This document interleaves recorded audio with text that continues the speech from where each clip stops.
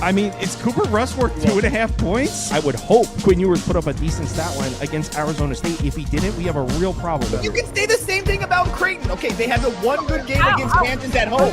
When Toast talks about the kicking market, it's like some earth is flat shit. Andy, true or false, this is going to be a dog walking. Dog walking. This is my dog walking of the day. I think it's going to be very ugly. Dog walking. I think this is going to be ugly. Hey, get the sauce. Hey, good morning. It's 10 a.m. bright and early. We got a lot of college football to talk about for week 6. Mac, first question. And Mac just joined the stream like seconds ago. So Holstein for the Pitt Panthers ruled out. The line doesn't move. How do you? That's an upgrade. That's an upgrade. He's not playing. Well, that's the thing is we can sit here and joke, but the line really. What returning starting quarterback gets replaced with a freshman who's never started before, and the line doesn't move? Holstein. Actually, I kind of want to take Pitt now. Yeah, I picked Pitt on the show originally. I didn't know Holstein was out though. But I can't pick Pitt. I mean, that's just off brand for me. So he's horrible. He's been terrible this year. He has been terrible. He had moments last year though.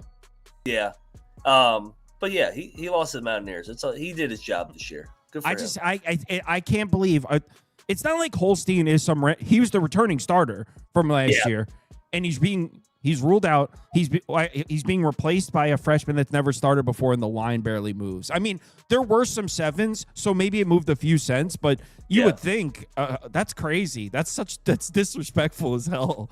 Holstein. He's been so bad. Yeah, it hasn't been his year. I mean, 5 turnovers against Louisville single-handedly lost the game. Maybe not him, but the turnover single-handedly lost the game is what I meant. But anyway, we got a shitload of games to get to, so let's get right into it. And we'll start with the first one where we're seeing Kentucky's team this morning. So my number is getting even better. I got a plus 21.5. Look, we could talk about the history about how Kentucky has played Georgia tough in the past, and that's true. Most of the time, it's in Lexington. They have gotten smoked a few times in Athens, but Georgia has beaten Kentucky 15 consecutive times. 15 straight wins against Kentucky, but of those 15 straight wins, only 6 of them has been by 3 touchdowns or more. So Kentucky has been, I don't want to say a problem for Georgia. That's not the way to phrase it, but they've played them tough. They can't seem to get the win out, but Georgia doesn't just blow Kentucky out like that. Georgia's coming off the back-to-back games against Alabama and Tennessee, so maybe they get right and just take it all out of Kentucky, but that secondary looks a little vulnerable. If Cutter Boley or if it's Calzada, they're not telling us who's starting at quarterback, but if someone could string together a few throws, Kentucky's defense, maybe DJ Waller comes back, that's their best corner. Yeah, I'm on the plus 21.5. It's looking like a good number. You with me, Mac? I am with you. Georgia, for whatever reason, off these big games, goes through the motions. Kentucky's covered, 4 out of the last 5, and that was vintage Georgia back in the day. So now we're kind of getting a Georgia team that isn't as good as they've been.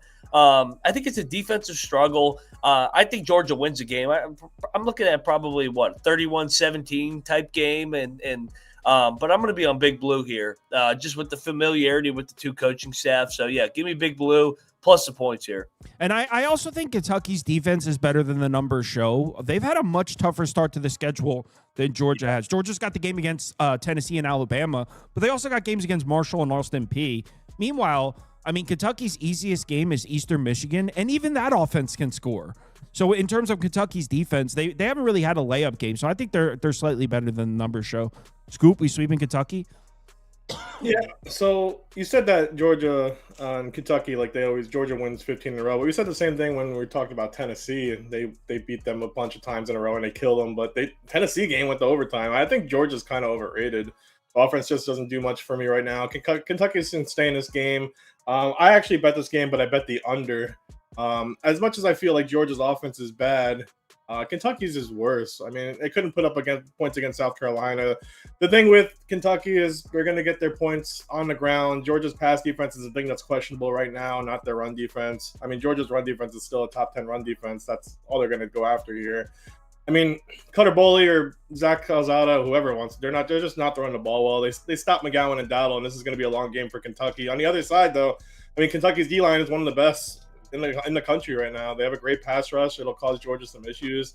I like this being low scoring. Kentucky should have the same problems as last week. I take Kentucky on a side, but I like the under better. All right, let's move on to the next one. By the way, the community, Kentucky wins the poll. Not a lot of faith in the dogs here.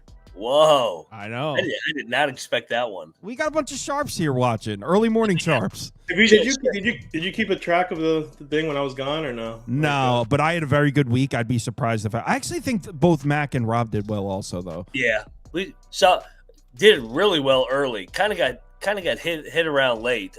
Shout out Penn State, cowards. I did well last week, probably because I wasn't on the show. So. Dude, I love how for Penn State you took a stand too. You're like blowout, whiteout. Stay tuned. We're gonna talk about that game. Yep. What is Nico live? Maybe. Iowa State, Cincinnati. The lead story in this one is Iowa State loses both their corners for the season. That sucks for Matt Campbell, man. I mean, look, Iowa State's the type of program next man up, and I actually think I remember talking about them in the offseason. I actually think, I don't know this for certain, I think they're pretty deep in the secondary from what I remember talking about. So maybe they're fine. Don't love the spot. Iowa State's coming in. Things have gone well for them so far. Meanwhile, they're coming in 2 new starters at corner against a Cincinnati offense that seems to be getting it together. My pick for the game would be the over, but I'll pick a side for the show. It's Cincinnati here. I think this is a Cincinnati game to win. I think Iowa State drops this one and gets back on track next week. I think Cincinnati can score 35-plus points in this game. You fading Matt Campbell as you've done every single freaking week, Matt? No, I'm actually not here. The spot's horrible. The situation, but Cincinnati just won a tough emotional game on the road. I mean, Kansas fumbles the ball at the 1-yard line. Do we really think Satterfield, who we think is one of the worst coaches in the Big 12, is going to be Lance Leipold and Matt Campbell back-to-back weeks in coin flip games? I'm going to blindly just take Matt Campbell and Rocco Beck as a dog here. And this game is personal to Matt Campbell because he comes from Toledo. He's an Ohio guy. I'm going to just take Matt Campbell as a dog. 14-7 as a dog outright? So, yeah, go Matt Campbell. Go Clones. Are you taking Matt Campbell, Scoop? Yeah, I am. This game opened Iowa State 3.5. Now they're since he's laying 1.5. Yeah, I like Iowa State road dog. I just feel like they're the better team here, even without their corners. I'm not really worried about the Cincy home environment, and I know Cincy's right now the top 10 offense. But take away the games against Bowling Green and Northwestern State, which by the way, Northwestern State is one of the worst teams in the Southland. So Sorsby had a good game against Kansas. And so did Pryor, but Iowa State has a better defense than Kansas. Rocco Beck should be able to keep up with Sorsby. I mean, I know Cincy has a good run defense, but they're one of the worst secondaries in the country right now. And I know I said, watch out for Cincy's defense, and Kyle ridiculed me, and he was right. So, yeah, I mean, it's one of the worst secondaries. Good front seven, but one of the worst secondaries. Iowa State's coming off a blowout against Arizona. They're 4-1 against the spread this year. I think Cincy's getting too much love, like Max said. So I'm going with the Clones. Let's go. I like Cincy. Fake sharp play of the day. Fake sharp. No, this is the real sharp play of the day. But I'm not really on Cincinnati. Like I said, my pick would be the over. Rocco Beck should have a good game. I like how Sheed got busted in the comments. He goes, West Virginia's ass. And then Harrison goes, they covered. And he goes, yeah, thanks a lot for the cover, Mac. Appreciate that. And he goes, oh, they did? I turned it off. Yeah, like a minute left. I'm like, great. Of course they have like a 25-yard touchdown for me to lose. At that point in the evening, I didn't see the cover either. Don't worry, Sheed. Mac was still out at the bar, but he wasn't paying attention. No, I threw it in the towel. I was like, we need another round. This is a god-awful game. Yeah, I believe he told everyone, forget the points, take the money line. I don't take points with the ears. All right. Wisconsin, Michigan. I got a good number in this one, too. Got a lot of good numbers this week. We'll see if that pans out into wins. I'm on Michigan at 16.5 here. I don't know. Is there an update on Billy Edwards Jr.? I placed this. It's officially out? He's out. Oh, yeah. I love the bet then. This Wisconsin offense is bad to a new level of bad. This is worse than a Big Ten offense. This is a mid-tier Mountain West offense at this point. They can't do anything. To go on the road in the Big House where no one's running on this Michigan team, Danny O'Neal against the Michigan pass rush with no run support. It sounds like a crime, honestly, and it's not necessarily that I love Michigan to steamroll the Wisconsin defense. I think the Wisconsin defense is pretty strong, and Bryce Underwood, give or take, do I think he has a huge game against Wisconsin's defense? Maybe, maybe not. I think Michigan's defense can cover 17 by themselves. I'm not sure Wisconsin hits 10 points in this game, so yeah, I'm on Michigan. Got a good number now. If Billy Edwards Jr. is definitely ruled out, which Scoop just said he is, I would play this all the way up to 20, honestly. It should be a comfortable win for the Wolverines. Any reason to take Wisconsin here, gentlemen? I don't like the Michigan offense. I don't like laying 17 with Bryce Underwood and Sharon Young comes back here off the suspension here. They got USC on deck. I know that I know USC sucks, but I still think that's a pretty big game for the season. This is a desperation spot for Wisconsin, so I will take the points. I don't love it. Give me a 24-10 Michigan win. 10's generous with the points for Wisconsin. Yeah, it might be like 16-0. Yeah, so, Wisconsin coming off that bye after that brutal Maryland game. Their offense really is just so bad, like Kyle said. I mean, Billy Edwards out. He's hurting his knee again. But, yeah, man, I'm going to take the points, too. Are you kidding me? I really think they can control clock here and get it moving a bit against Michigan. Michigan struggled a bit against Nebraska. Raiola kind of lit them up. Yeah. Michigan's offense, like Max said, it just isn't there. I mean, Wisconsin has the same, if not better, defense than Nebraska. I mean, Underwood's been struggling, and really 3 of those touchdowns against Nebraska, if you watch that game, were 37, 75, and 54-yard touchdown runs. So they're big chunk plays on the ground. Without them, they weren't moving that ball at all. Nebraska should have won that game. Wisconsin, very solid defense, awesome pass rush. I don't see those big chunk plays happening. This really looks to be like an under type of game, too, like Max said, like a 24-10. But Michigan's defense has been getting beat through the air. I'm not sure Wisconsin can do that, obviously, with their backup quarterback. But I don't think they can do anything, but I like them to keep it close throughout. I think this is a defensive game. I like this guy in the comments. His name is Let's Get Money. I like how he sees the game. 44-10 Michigan. Let's Get Money is on it. 44 for Michigan. Yup. That's a rough. Thanks to the gift of field position. Yeah. They're going to start every drive. If Michigan scores 44 points, that'd be wild. That I don't see them covering the over by themselves. How many did they score in the Nebraska game? Well, they shouldn't have had those big chunk runs. Why not? That's just Nebraska. I mean, that's Nebraska just choking in a big game. That's what they. Oh, right, because Wisconsin won't. Danny O'Neal won't. It's not a big game. This is a Super Bowl for Danny O'Neal. And not to mention, the last time Wisconsin went to the Big House, it was the largest defeat that Michigan's had since 1935. They won 49-11. That was the last time. So, yeah, Michigan's going to put an exclamation point on this one. Bury Luke Fickell. I'm all for that. He's horrible. I would imagine he has to go on quite the rampage to save his job, right? Yeah, and they're going to be a heavy dog in like every single game. Every game. They're going to be 2-10. I mean, that team is bad. They're so bad. All right, next up, I feel like a lot of people are going to be. I think this is a fake sharp on Purdue, and I know Mac and Scoop are both.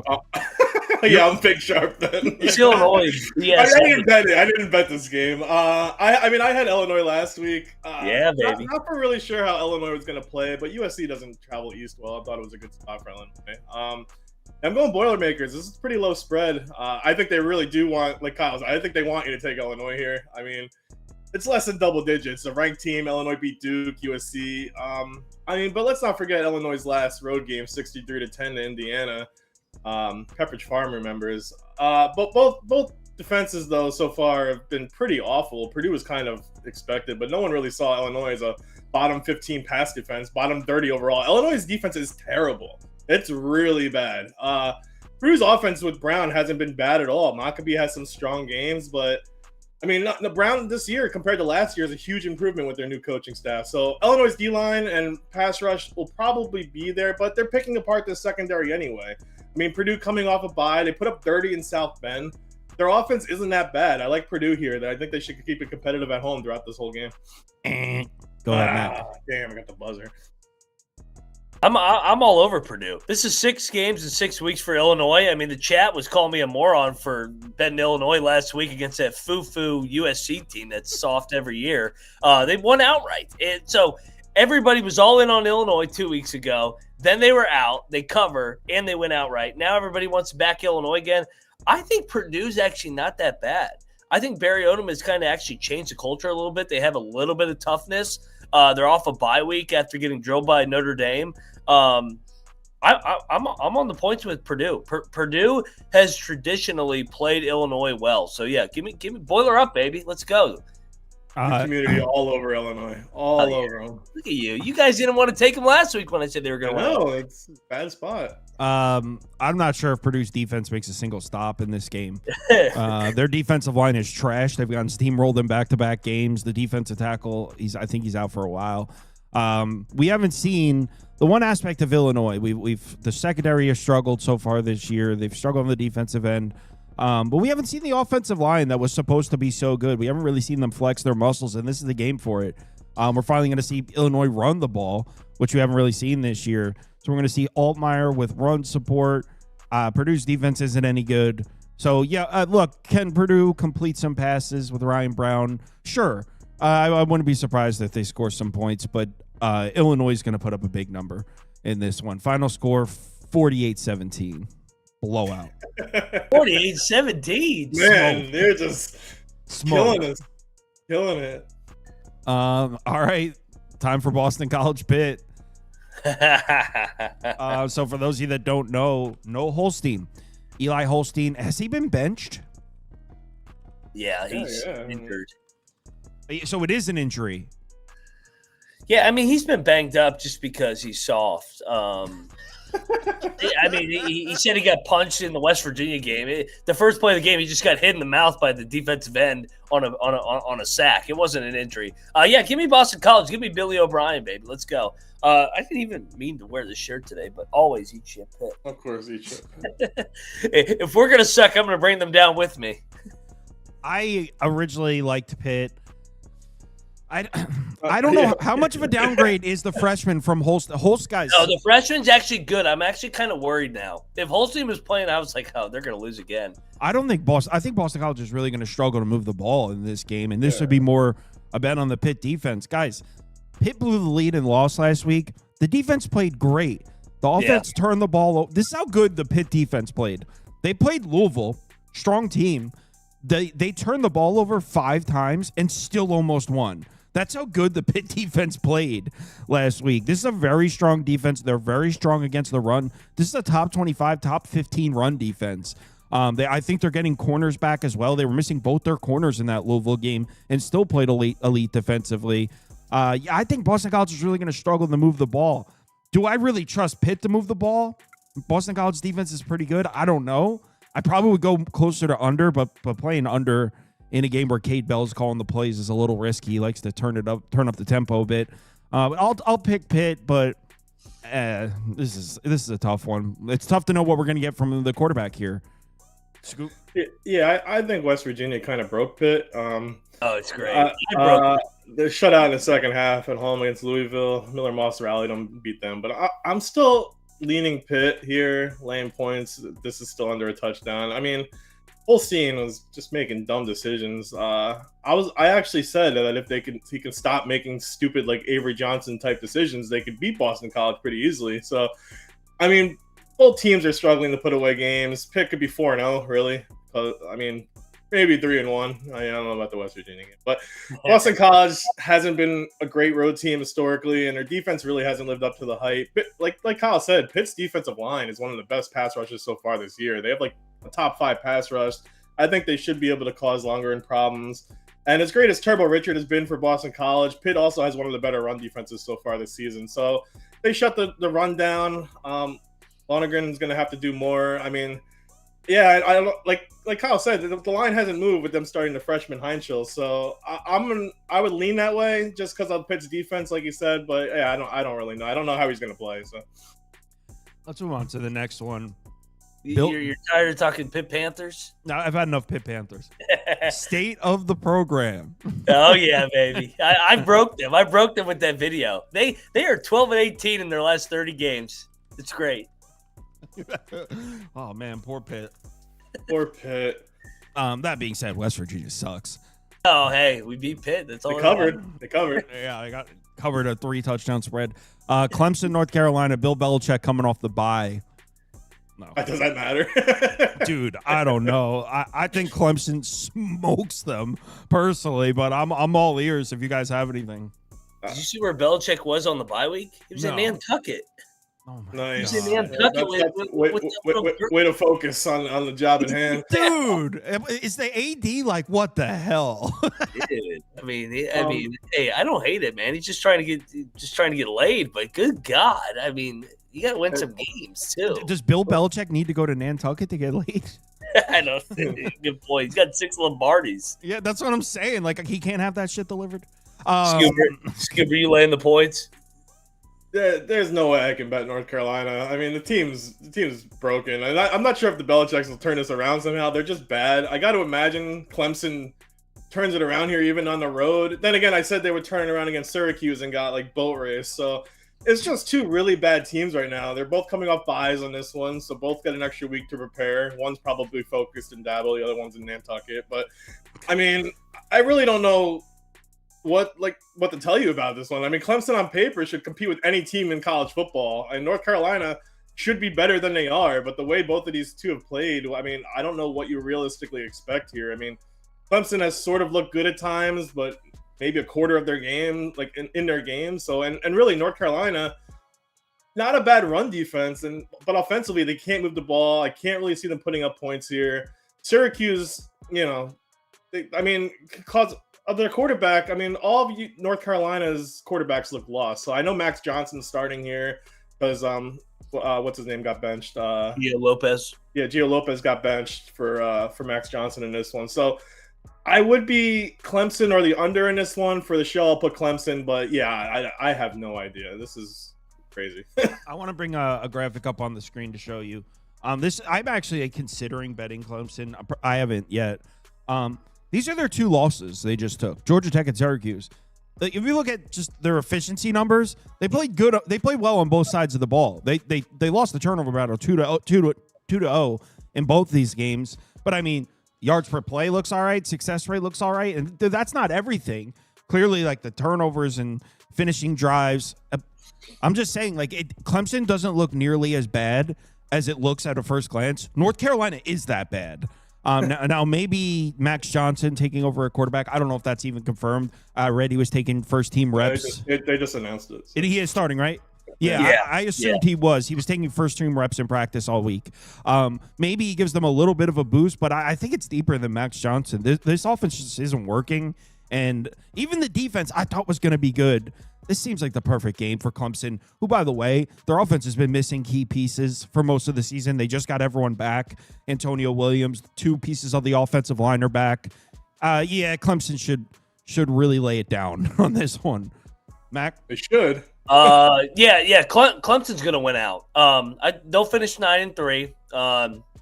We'll see if they get the tiebreaker to get in the ACC title game, and we'll see if they can backdoor a playoff game. But it's going to start here. They're going to blow out Carolina. I like Belichick, man. I've been a big Belichick fan, but he's not locked in, man. He's checked the hell out. Dabo's ready to go. Everybody's counting him out. Clemson's not bad. Clemson just has lost some close games and just had some bad turnovers. So they get it rolling today. They win by 30, I think. I agree. Next, I can't bet it. Like the way Clemson, I can't do it. True or false? Avery Johnson is back. I don't know if he's back, but that Baylor defense is never back. It's never back. Yeah, he might be back today. How do you like more than a field goal with Baylor? Like, dude, how do you take Kansas State if it's not over 7? What do you mean? Kansas State looked strong last week. Oh my Oklahoma God. State moved the ball on Baylor last week. Oklahoma State has with a backup quarterback. Oklahoma State has a whole new regime there. Oh my God, they're back. Oklahoma State's back. New clown show. You're laying it with Baylor? Scoop? I would. I mean, Kansas State's garbage, and they were Big 12 favorites. I mean, really, both of these two. The thing is, both of these two were favorites going in. I think they were number 1 and 2 going into this. They were Big 12 champions. I mean, I guess they still both have a shot. They're 1-1. I mean, I guess it comes down to this game probably to see who moves on. It's really hard to put a bet on Kansas State right now. This line hasn't moved really at all. I feel like Kansas State. It's down to 4. It's down to 4 now. Is it really? Yeah, they've been taking Kansas State money. K-State's I mean, I feel like Kansas State's going to have a Clemson type of game here when they're so bad, but they bounce back and beat a quality team. I agree with you, but issue is I don't know if that's going to happen. I know Kansas State battled back in that Arizona game and they put up 34 against UCF, but I mean, it's UCF. Come on, they're not good to begin with. And I mean, Baylor at home should be tough. Baylor should be able to run the ball on Kansas State. I know they haven't. I know they don't run the ball, but they need to because Kansas State's front seven has not been anything special. And I get the offense has been sputtering, but their defense can be beat too, so they give up big plays all the time. I don't want to touch this game, but as long as it's Baylor under 7, I'll take Baylor. Someone said Baylor -5 is the fakest sharp play of the day. Probably. I'm not betting the game. So. Yeah, what I don't get, Scoop, you're sitting here talking about how bad Kansas State is. They look good last week. They look strong. Who did they play last week? They got fixed in the bye. Tell them, Mac. Let's go. Yeah. They win 8 games. Avery Johnson looks so good. Avery Johnson looked good. This is a proud. Who did they play? This is a proud program. They always win 8 games. They find a way to win 8 games. They're going to win outright today. I think Keep so too. Points. Get Baylor out of here. Baylor's a fraud, man. That defense is terrible. And they got a defensive coach. What the hell? Yeah, Kleiman's a good coach, man. K-State outright. I agree. I don't know about outright, but I know that this shouldn't be more than a field goal. Yeah, crazy line. Well, I mean, K-State would have been laying points in the preseason. Yeah. Whatever happens, whoever wins the game, it'll come down to the last possession. So holding 5 points in my pocket should be profitable. I almost took it at 6.5 earlier in the week. Obviously, I'm wishing I did that now because it's down to 4.5. Back Avery Johnson. He looks great. I don't like Avery Johnson, but I'm back in K-State's culture. I feel like he kind of gets a bad rap because his dad and his brother beat the shit out of each other in the park. And I like that. That's I not on respect him. that. Hey, you know what? They lost a tough game and have a little dust up in the parking lot and move on. I like it. I'm saying Baylor sucks. I agree. Baylor has not been good, but I don't know how you can bet Kansas State. I got to say, I agree with that take, Mac, where it's like everyone was freaking out about that, where it's like if anyone's looking at that practically, it's like, who hasn't been in that situation? Dude. Too many drinks and a little dust up over there. Yeah, move on. They settled it. Come on, man. Everybody's like, oh, my God, we can't have that in society. I'm like, oh, shut up, you snowflake. You ever tailgated before? That's regular. I just really hope there's some lightning delays to really get I will start yelling at clouds. It's ridiculous. Yeah, that is crazy. The first lightning. We don't have to get into the lightning delays. Those are. Let's talk weather and barometric pressure and stuff. And is Air Force defense? Is this really this? They can't stop anybody. They're allowing like 48 points per game in their last 3. Legitimate. It's like 47.3. They're getting smoked week in and week out. This defense is so bad. They're on paper. They're the worst pass defense in college football so far this year. Navy's got an explosive offense. There's nothing on paper that indicates Air Force can make a single stop in this game. That being said, the Air Force offense can still score. So what I said was over. I think now at 13.5 though. Is it still 13.5? Yeah, I think you got to look towards the Air Force side. Yeah. I know people have been taking losses with Air Force. I haven't. I've been picking them on the show. I actually haven't bet. Yeah. Well, it's not just you. A lot of people have been betting Air Force against Boise. And then against who the hell else did they play? Hawaii. Hawaii. Awful last week. That was a joke. Yeah, I'll put Air Force up. I can't back that defense, but I think they could score on Navy. My actual over would be my pick for the game. But for a side for the show, I'll put Air Force plus the points up. I'm not picking a side. I'm give me the over. Yeah, I mean Air Force put up 49 in a win to Bucknell, 30 in a loss to Utah State, 37 to Boise, 35 to Hawaii. Like Kyle said, the issue is just so damn bad. They give up 49, 49, and 44 in those 3 games. They can't stop anyone. I mean, Air Force offensively are actually kind of beasts. But I expected that going into the season. I just didn't expect their defense to be like this. Air Force is actually a top 20 offense coming into this one. The problem is, Navy has a top 5 offense too in terms of success rate. They have one of the best rushing attacks in college football right now. Texas, Horvath already have 350 yards rushing each. Even their wideout Heidenreich has 2,200 yards rushing. So I think Navy's going to put up probably 400, 450 yards on the ground here. I wouldn't be surprised by a 40-point game for Navy. And I know Navy's defense has been good, but Tulsa and UAB put up 24. Air Force can definitely do that too. I love the over in this one. I think this is too low, so I bet the over. Yeah, I agree with that. Mac? I never will lay points in the military games. Last year, Army was like undefeated and lost outright to Navy. A couple years ago, Army was like a 20-point dog. They'd blow out Air Force. Give me Air Force blindly. I don't care what the records are. These games are always weird. I think Air Force will come and compete. Everybody's telling them all week how bad they are, especially on the defensive side. They'll compete today. Yeah, and I will say, not that you can necessarily always break things down this way, but Air Force has been getting cooked through the air. Obviously, Navy doesn't do it. They don't throw the ball. Yeah, they don't throw the ball. So yeah. maybe Air Force can play a better defensive game. Damn it, you're actually kind of making me want to bet that now. And they all like when the military teams play each other, they all know each other so well just because they all run similar offenses. Yeah, you're kind of making me want to bet that now. Oh yeah. Speaking of military, don't do it. I heard the college experience talk about this game, and you guys were like, "How could you bet UAB, man? Dilfer might win this game." Oh, get out of here! Dilfer might win this game. I see. This is what happens. The college football heads, the college football OGs, have decided that UAB sucks. Right? They don't like Dilfer. They love Monken. They can't get enough Monken, and what's been going on is the last few weeks under the radar, UAB's been playing some decent football. That offense is actually pretty good. Army can't defend the pass. I don't know how you lay 6.5 on the road. UAB and over. Go ahead, Matt. Lay it. Take my. I know. Lay it. It's Dilfer against a triple option team. That's been his kryptonite. What's he now? 0-9 against a triple option. He's gonna get blown out again here. It's time for Dilfer to go back to that little academy that he was at, wherever he came from. So, yeah, Army, let's go. Black Knights. I actually thought they weren't as bad in the ECU game if they just caught the ball in the end zone. Oh, my God. Oh, my God. But, yeah, Army, extended rest here. Go Black Knights. Yeah, I mean, don't get me wrong. Army's going to move the ball easily and score. Yes. But UAB might piece them up right back. Army can't defend the pass, and Kitnick can throw it. Scoop, tell him.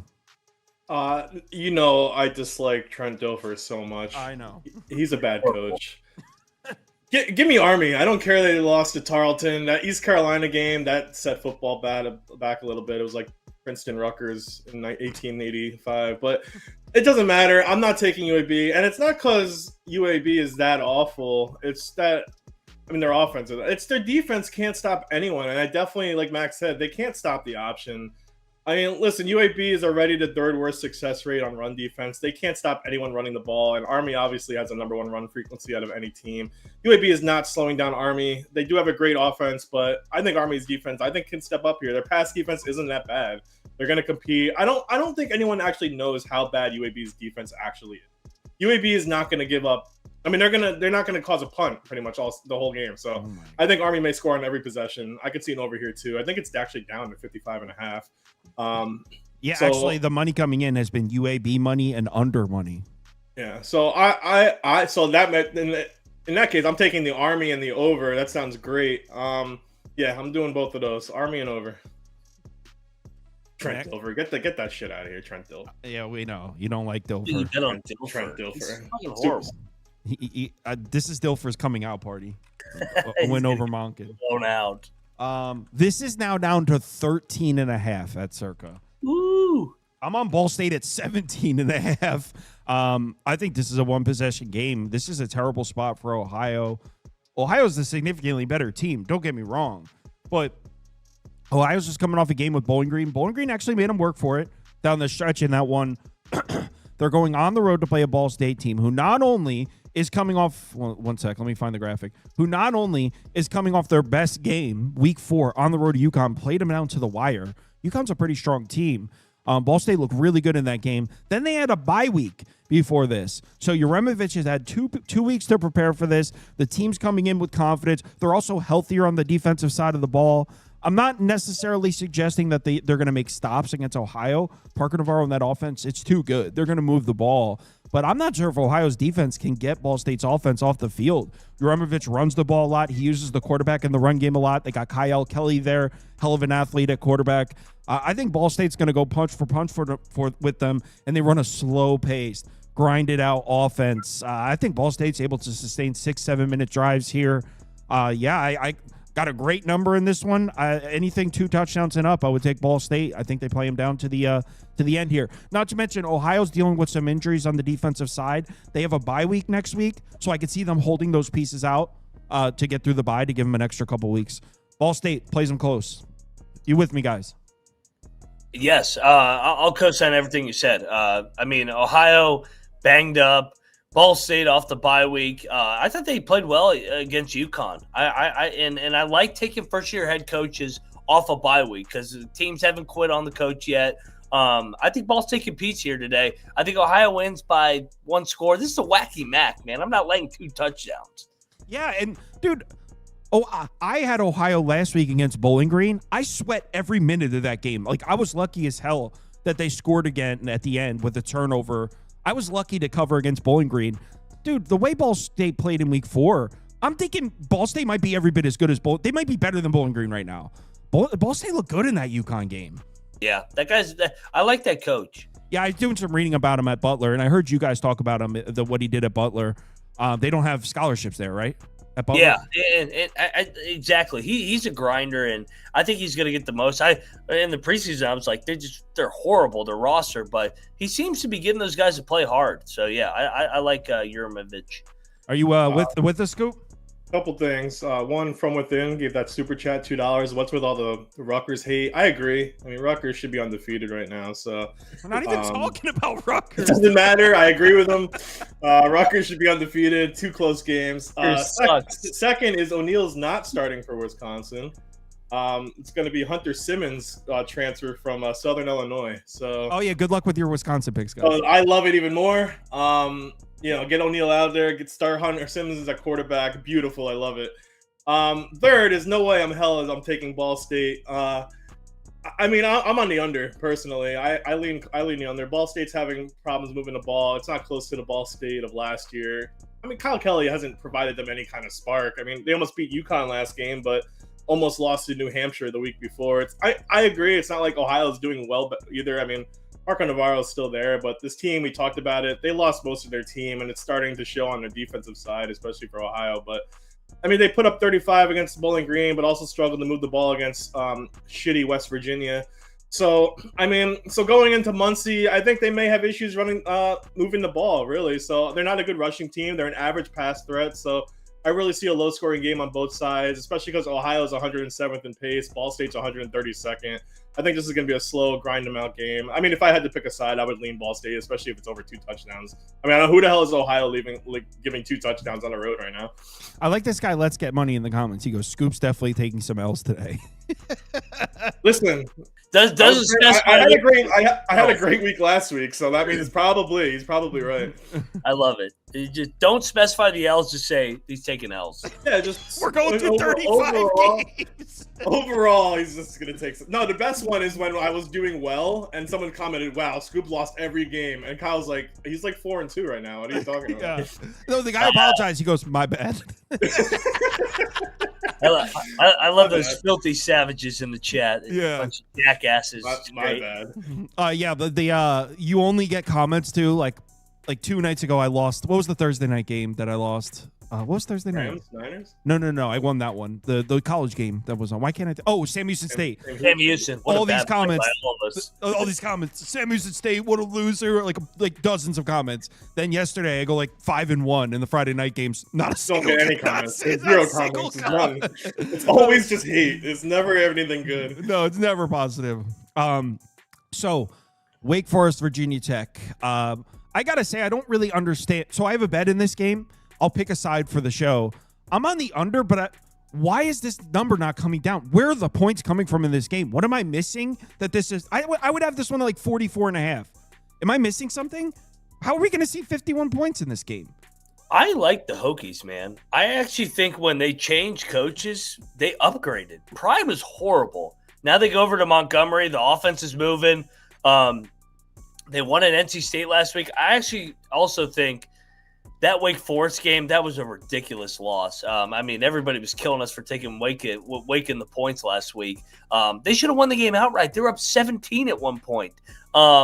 And so Dream Crusher game, first true road spot at Lane Stadium. I think Virginia Tech blows them out here. So I'm going to lay with the Hokies. So I agree with that on the side. Like I said, I'm on the under, and I like it. The market hates it. So there must be something I'm missing because I think this total's like a touchdown off.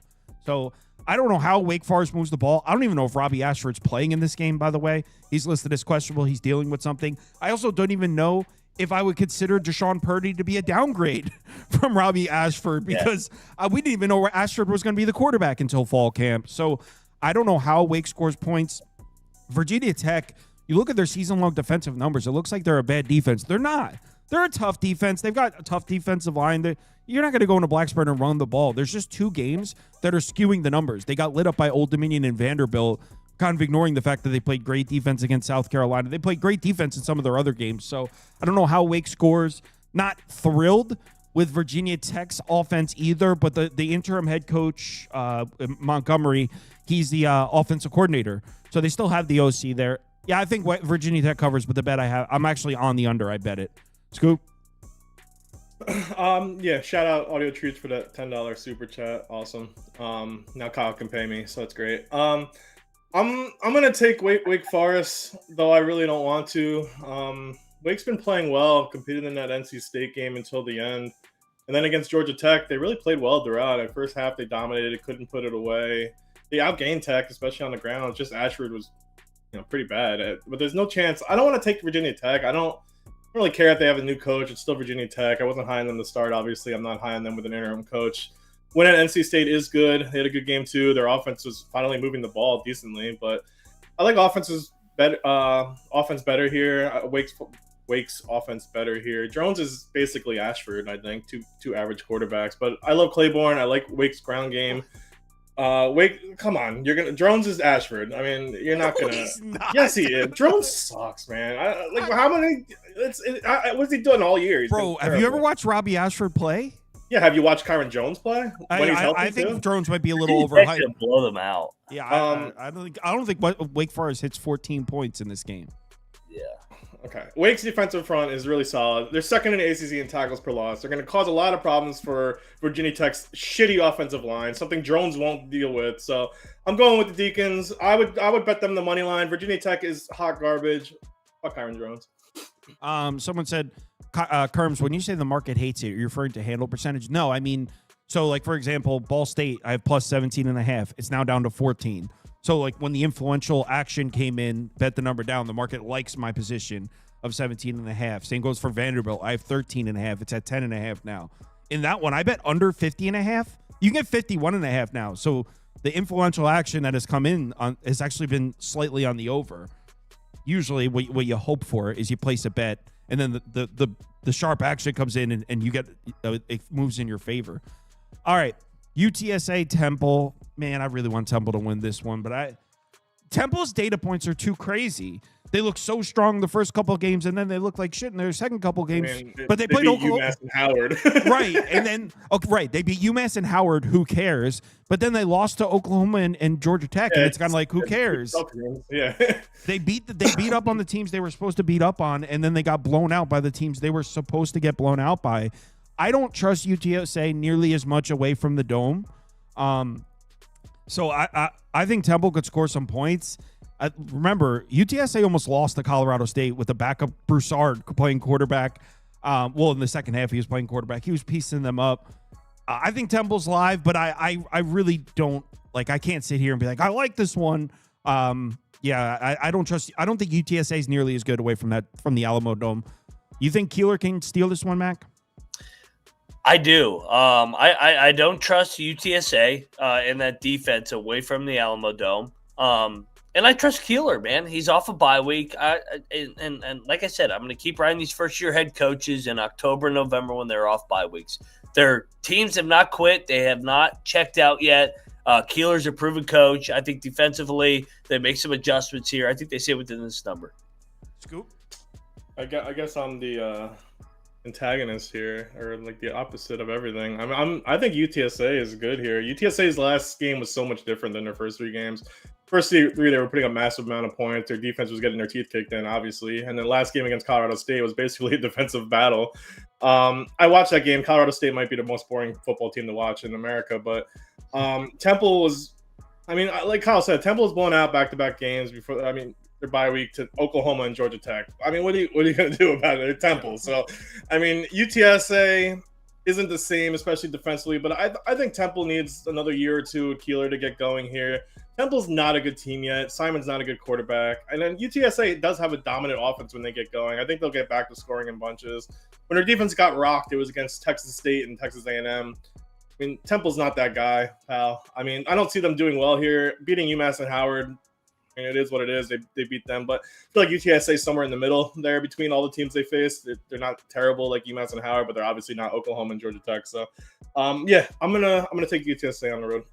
Yeah, I will say, because I looked at this game for a while actually, and really wanted to get to Temple, but it's supposed to be nice weather in Philadelphia. At least it was 80, 85. Yeah, it's supposed to be beautiful. And if I'm going to use that angle, the fade UTSA away from the dome, which is profitable, they're electric and unstoppable in that dome. But then they leave the dome and they don't look nearly as good. In the dome, they averaged 42 points per game last year, and we're 6-0. They were unbeaten in the Alamo Dome, but then they leave and they look like a completely different team. So I wanted to get to Temple, but it's supposed to be like beautiful weather at the link. So I wouldn't even be surprised if we do see the UTSA dome-like offense in this one. They're playing in an NFL stadium. Do the Eagles play tomorrow?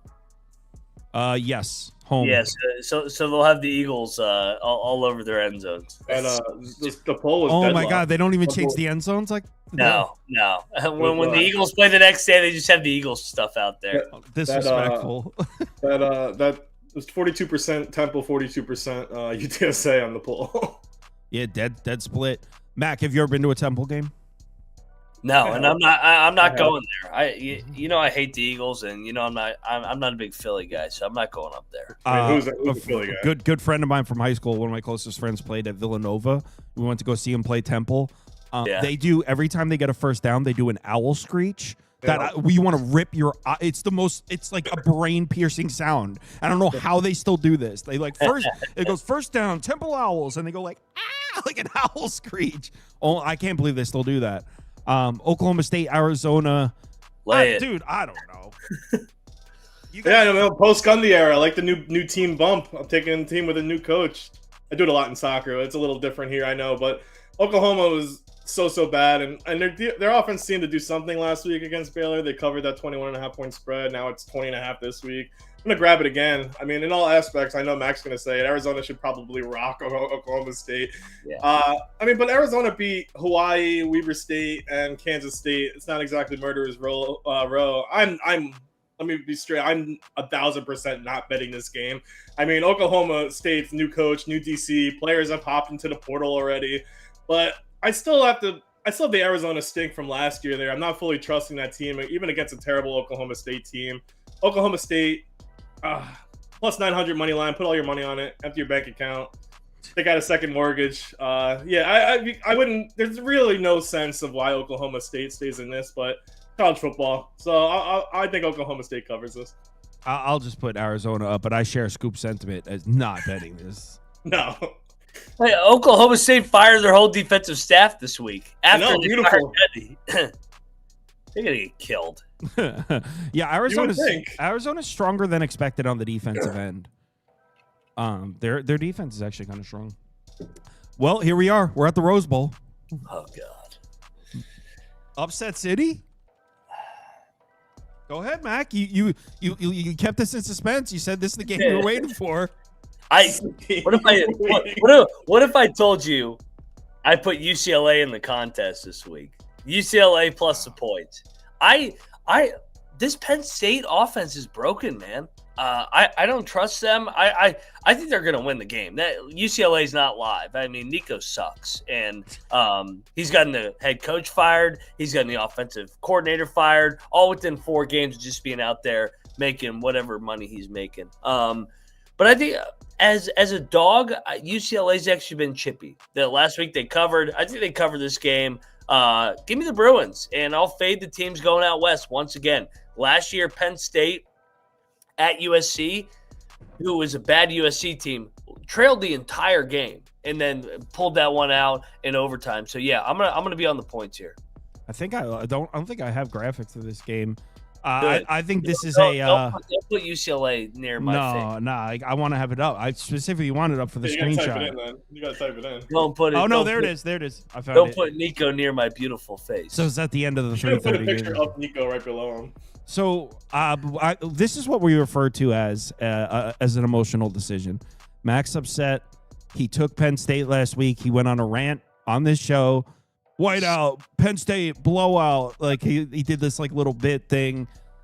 I mean, they got dominated in their own building. So I think this is an emotional decision. I want to bet UCLA. I'm not putting Penn State up. What do you think, Scoop? I mean, let's start by saying UCLA is the only college football team who has not led 1 minute this season. I gotta think that continues. It's just a bad program. UCLA's defense is the worst success rate in college football, worst success rate against the run. Drew Aller should just hand the ball off this whole game. He can go 0 for 3, and Penn State should win by double digits. Even if he passes, UCLA is still only the 4th worst in pass defense. It's just an historically bad defense. I'm not saying Penn State has been great. They haven't been. In fact, a lot of their metrics, they're posting kind of top 50 numbers. Penn State did technically dominate their first 3 games, but didn't look great in doing so despite the score. So Aller isn't throwing the ball well. He still did well against Oregon until late. In general, they should win this game by the spread. 24.5 is a lot. It's Penn State's first road game of the season, but there's just absolutely no way I can back UCLA. I do want to. It's a lot of points, but can't do it. Yeah, I'm good. Next up Nico. I bet this one, another game. I got a lot of good numbers this week. I'm on Florida at 7.5. What do you got, Scoop? Arch Manning comes in and wins at the Swamp? No, I bet it with you. I got Florida 7.5. Why? Because I'm dumb. But until Arch can show me they can play against SEC teams, I'm gonna grab the points and against a quote unquote powerhouse in Florida. I mean, Florida's struggling. 3 straight losses, only a win against Long Island, but it's not their defense to blame. I mean, South Florida, LSU, and Miami, they actually played great defensive football. Texas is kind of like Penn State in terms of offense. They're just not doing much. But I feel like both defenses are going to show out here. Both teams are not moving the ball through the air.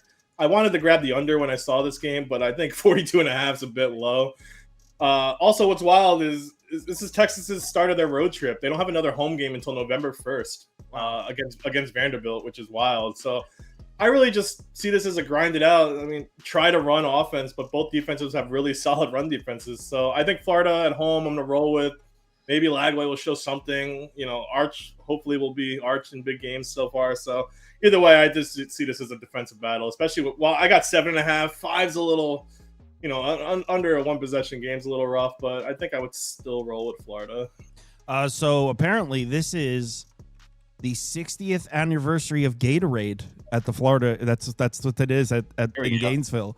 How do you not take the Gators on the 60th anniversary of Gatorade? I agree. And how do you lay points with Arch Manning in a hostile environment? I mean, this is Texas' first trip to the Swamp. I'm all over Florida. That defense is really, really good. I know Texas is good defensively. I think Lagway is more healthy this week too, off the bye week. I'm all over Florida. I think they're gonna beat Texas. I mean, once upon a time, these were the 2 Heisman frontrunners, Lagway and Arch. What happened? Yeah, what happened? Yes. What happened? And Nico. And Nico. That's smart too. Don't forget Nico. Yeah, Nico. Every one of these quarterbacks have been like awful. Vandy, Alabama. The only argument for Alabama is they're taking it seriously now, but is that This is enough? one of my favorite bets, and that's Alabama. Terrible. Going back to the wall, fading Diego Pavia and getting hurt for it. I think Vanderbilt is Pittsburgh from last year. Miracle team, they're so good, blah, blah, blah. And then they lose 4 in a row. So I see Vandy losing 4 in a row. What game has really been impressive for Vandy? South Carolina? Yeah. I mean, yeah, oh, great. Sellers got knocked out in the second in a tie game. So great. Utah State, they put up 35 in Nashville. So I feel like Alabama absolutely rolls here. I know they're coming off a tough Georgia game they pulled out, but now they're home. Revenge game for last year. They're not losing to Vandy 2 years in a row. Not happening.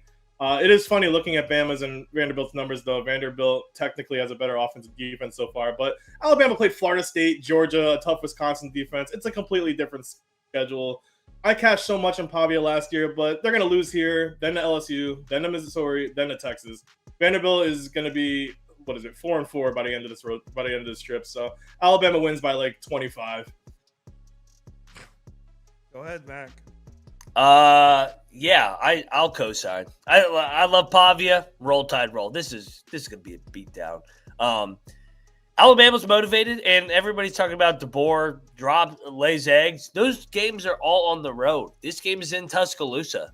Revenge angle. I know they're off the Georgia game, but I just say Vandy's talk too much. Alabama's way better in the trenches. I think they open it up, and I think they run it up. If they have a chance to run it up, they're going to run it up because they're pissed off from last year. All that's well and good, but how are they getting this Vanderbilt offense off the field? It's one of the most efficient offenses in college football, and it's not that I don't think Alabama's going to score points, and it's not that I don't think they're motivated. It's that I think that even if Alabama's motivated, which they most definitely will be, this number's still too high. Based on what we've seen so far this year, Vanderbilt's one of, if not the most efficient college football team in the country. Now, no, they're not as talented as Alabama, but this team is very, very strong. And I'm wondering what kind of data points you would need before you would start pricing Vanderbilt as a strong SEC team. They won by more than 3 touchdowns in Columbia. What else do you want to see? I'm not even sure if Alabama wins by more than 3 touchdowns in Columbia. They almost lost to that team last year. I don't know how you lay double digits to Vanderbilt. Other than I had a guest on earlier this week said, other than the logos on the helmets, there's no reason this should be double digits. And I agree completely. Comes down to the end. I'm sure about Alabama wins, and I think Ty Simpson is really, really good. I actually think Alabama might be the best team in the country, but based on what we've seen so far, Vanderbilt might be like the 8th best. So yeah, I'm on the Vanderbilt at 13.5, would still bet it above 10. What's funny is I got Bama at minus 9.5, so maybe we can go like somewhere in the middle there. That'd be great. Yeah, 13. Yeah, but there's a big window there. Yeah. I bet this, by the way. We're on to Boise, Notre Dame. Man, the market's opinion of Notre Dame. What is this line? I mean, what is this? Boise all day. I mean, come on. Like, I am so sick of this Notre Dame shit. Well, no. Here's the thing, Mac. So last week, if you remember, all we saw was Arkansas money all week. That number was like 6.5, 6, 5.5, 4. I got Notre Dame at minus 3.5 last week. On the pregame show, you and I both. Yeah. We took Notre Dame at minus 3.5. The market hated Notre Dame. There was a can't trust this defense, and all this Arkansas money comes in. They win one game where the defense didn't even play all that great, by the way. Arkansas kept shooting themselves in the foot. Now all of a sudden that's all well and gone. We're laying 3 touchdowns to Boise now. Yeah. What? I don't understand the complete change of pace here. I'm on Boise at plus 3 touchdowns. Boise looks pretty good. Everyone remembers the first game against South Florida. They haven't played anybody since then, but it looks like Madsen's gotten his shit together. I'm on Boise plus 3 touchdowns. I can't believe this number. Mac, you're with me, right? Yeah, I'm on Boise. I mean, they're the giant killer. They always compete in these big time games. I'm all over Boise in the points. This is ridiculous. The Notre Dame defense still is not very good. Boise can move the ball. Give me Notre Dame by 10. Yeah, I'm on Boise State in the points. I mean, Notre Dame's obviously better than Boise, but how much I really don't know. Boise, after that South Florida game, put up 147 points in 3 games. I'm not really sure, again, like Max said, about Notre Dame's defense. Purdue put up 30, A&M put up 40. I mean, Arkansas just fired Pittman after the game against Notre Dame, so that's how Arkansas's program is really currently. So, I mean, Boise State has had a really strong pass defense too. CJ Carr has been decent so far, but Boise State has the 3rd best pressure rate so far this year. Obviously, Notre Dame is a different team compared to who Boise played, but Notre Dame, besides that Arkansas game, hasn't looked like a complete team either. So they're a worse team than last year, I think. So this isn't a pushover game. I definitely don't think it's a 3-touchdown game. I think that's wild. I mean, Boise State's still the best team in the Mountain West. They obviously have shown they can compete with top teams in general. South Florida withholding, but I think the loss of Genty is not that huge. 21 points is wild. Yeah, and that South Florida game, now, granted, I think all three of us picked South Florida on the show. Oh, no, Scoop had Boise. But we had South Florida. Oh, yeah, that was week one. So and Boise was moving the ball. They turned the ball over on downs 3 times in South Florida territory in that one. Remember, this Boise State team last year went on the road to Eugene and almost beat Oregon, the team that went 13-0. I don't know how this is 3 touchdowns. Next game. Community is on Notre Dame. Virginia Louisville. As far as my bet, I'm on under 62.5. It's at 60 now. Where the hell is this game? Okay, it's at 60.5. Yeah, so I'm on the under as far as my bet. As far as the side, it'd be Louisville. I think they win by 10. So this line shows me pretty much people don't believe in the Who's. I think they can put up some points. I'm going to take them on the road. Why not? I mean, this was 61.5 points. Now it's, down to 60? I mean, pretty much think this is going to be a shootout for the most part. I think this is kind of Virginia's great offense against a Louisville great defense. But on the other side, an average Louisville offense against an average defense in Virginia. So I think it's pretty well matched up. Louisville has a ridiculously good pass rush, but I love Chandler Morris back there. I mean, he's been awesome. He's one of the best. He actually has one of the better passer ratings while pressured. So I think what's funny is this is supposed to be a trap game before Louisville went to Miami. Now it's just a really tough game without Virginia's been playing. And I'm not the bigger Miller Moss fan. He's looked terrible in that first half against Pitt. And if Louisville goes down again, I'm not sure he's going to be able to make a comeback this time against an offense like Virginia. So I'm going to take Virginia in the points. I hope they win outright because I like the run they're making. So.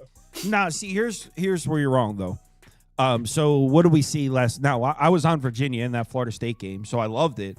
But in the second half, Virginia was handing the ball off, slamming between the tackles on Florida State. I think there was an element of nobody saw that coming, including Florida State.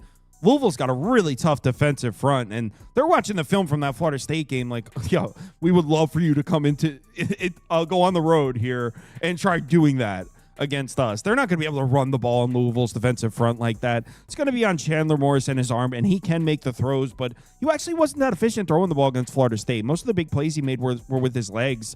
I think Virginia's offense kind of gets stifled a little bit, but really my bet's on the under, by the way. I want to be clear, but really the reason I would pick Louisville is they're going to run the ball. They've got 2 good RBs there in Duke Watson and Isaac Brown. Isaac Brown's like a All-American caliber type of a running back. And Virginia, there was every single time Florida State had the ball Friday night, I was like, I'm going to lose this Virginia plus 7.5 because they were handing the ball off and literally ripping Virginia's defensive front 7 to shreds. So Louisville's going to hand the ball off. They're going to sustain 6-7-minute drives. I think they win by 10. I feel like this total is way too high for a Louisville defense. That's why I have the under. Yeah, maybe I'll bet that. Actually, I didn't bet this game, so maybe I'll bet it. Well, I got 62.5. You can still get a 61. Mac, I'm on Virginia. Tony Elliott against Brom it's always been a 1-possession game, and those are some bad Virginia teams. Now he's actually got a pretty good team here. I think they're able to move the ball. I don't trust Brom as a favorite. I love backing Brom as a dog, but a little bit of a look ahead too. They get some big games coming up here. I like Virginia. I think they can move the ball enough to stay within the number. Let's go. It's a bad pick. I'm telling you. Louisville wins this game 31-20. Everybody loves some Louisville this week. Are you kidding me? That's wrong. Everyone's loving Virginia. Don't bet against the tiki torches here, baby. This is a lock right here. Wait, what side? I have a bet in this. I have a bet too. Let him go first. Oh no, we're in October, Fade Loxley season. Oh, that's in the past. This is a new Loxley. You guys are buying this Maryland foo-foo. Yeah. Washington blowout. Are you kidding? Blowout. Oh my God, dude, this is so bad. This Maryland team is such a fraud. Who have they beaten? Wisconsin and Madison. Wisconsin's going to true or false? That's better than any win Washington has. I was going to say, who was Washington playing? Give me DeMond Williams. Give me Jed Fish. Fade Loxley season starts today. Maryland loses out. Okay. So this is out. This is insane. That's what Maryland does. This is insane. Loses out. So all right. So first of all, you've got the no spot of all no spots. What do you not do in the Big Ten? You never take the team that flies across the country in the Big Ten. You never do it. They always lose. Every single time. They always lose unless they're Ohio State. The rule doesn't apply to them. But you don't take the team that flies across the country in the Big Ten because they always lose. I believe Washington and Jed Fish were 0-4 in different time zones last year. 0-4, Mac. You don't take the team flying across the country. On top of that, Maryland's coming off a bye. So you got Washington not only flying across the country, Terps have been preparing for this for 2 weeks. They've got the best player on the field. Everyone wants to talk to DeMond Williams. Malik Washington's going to be quarterback of the Cowboys in a couple of years. He's a superstar. Everyone was expecting. No, everyone was expecting, including you. Oh, this is where the Fade Loxley season, Wisconsin -10. They got slapped.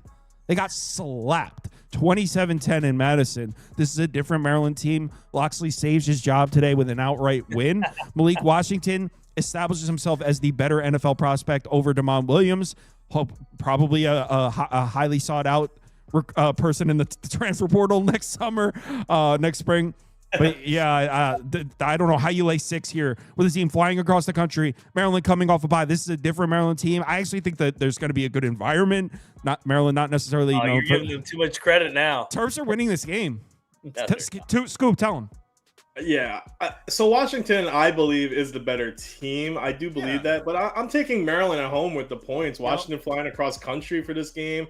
Maryland's going to stay in this from their defense. They have a top 10 run defense, a top 10 run defense. I mean, I know Washington has been wild on offense, and I mean, no, you're not going to move the ball against Ohio State, even though they're home, obviously. But Maryland's defense is going to compete. I mean, you said Maryland didn't play anyone. Washington played Colorado State, UC Davis, and Washington State. And struggled with Washington State, by the way. I mean, they looked that Ohio State dressed that game up last week. No, I agree. That was the Super Bowl, though. I agree that they played Ohio State closer than the final score. But that was a week ago, flying across the country. Terps, man, this Terps team's pretty good. No, let's give them credit. You're falling for that Loxley voodoo. I don't. No. It's October, man. This is when he. No, I'm not falling for the Loxley voodoo. I'm just saying, who the hell is Washington to lay this? Yeah, and it's. I know they had like the lowest 3-and-outs in the country before that Ohio State game. I think they go 0-2 here for the Big Ten. I think Maryland wins outright. I know Maryland, like Max said, hasn't been really tested so far, but it's just hard to bet against Maryland's pass rush because I think DeMond Williams is going to have some problems. And not to mention, like Kyle said, Maryland has a week off. They're home, fully rested. Yep. I think they win this game.